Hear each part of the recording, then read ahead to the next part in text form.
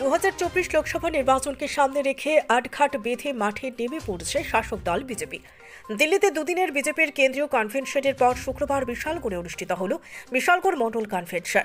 এদিনের কর্মসূচিতে উপস্থিত ছিলেন প্রদেশ বিজেপি সভাপতি রাজীব ভট্টাচার্য, সাধারণ সম্পাদক অমিত রক্ষিত, যুব মোর্চার প্রদেশ সভাপতি তথা বিধায়ক সুশান্ত দেব, সিপাহীজলা উত্তর জেলা সভাপতি গৌরাঙ্গ ভৌমিক, বিশালগড়ের বরিষ্ঠ বিজেপি নেতৃত্ব শিবাস ঘোষ, বরুণ কর্মকার প্রমুখ। এদিনের মণ্ডল কনভেনশনে বক্তব্য রাখতে গিয়ে প্রদেশ বিজেপি সভাপতি রাজীব ভট্টাচার্য বলেন, সবকা সাথ সবকা বিকাশের সরকার রাজ্যে চলছে।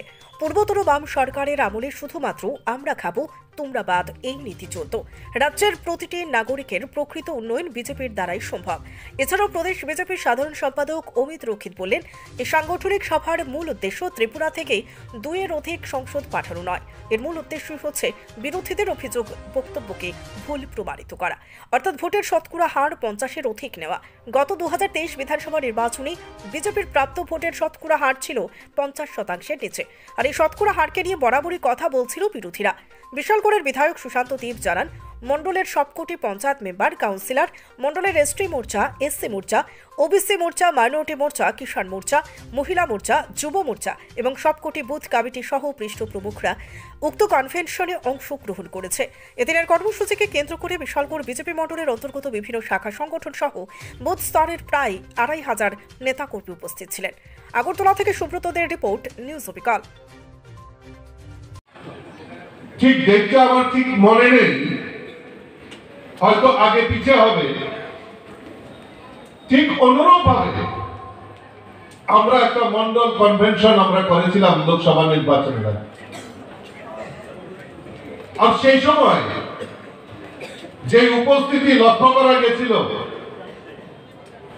তার পরিণাম এইবার 2023-এর বিধানসভা নির্বাচনে আমার এই দেবদুর্লভ কার্যকর্তারা বিশালগড়ের মান, ইজ্জত সমস্ত কিছু রক্ষা করেছেন আমার এই বিশালগড়ের যারা কার্যকর্তারা।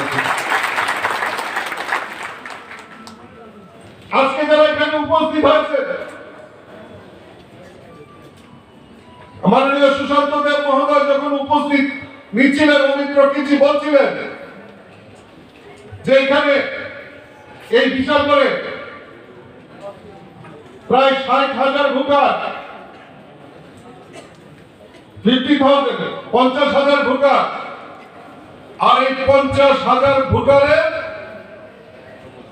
এখানে 2200 কার্যকর্তাকে এখানে ডাকা হয়েছে। কাজে প্রত্যেকে ভারতীয় জনতা পার্টির লিডার এখানে ডাকা হয়েছে। আর আমার দৃঢ় বিশ্বাস,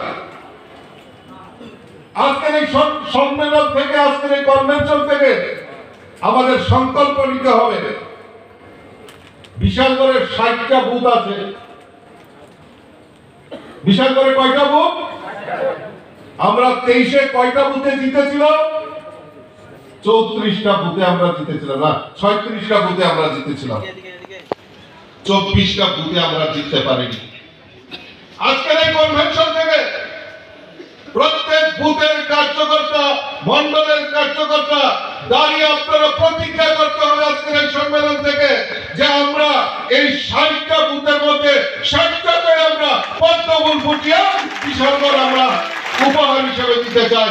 সেই সংকল্প আজকে এখান থেকে নিতে হবে।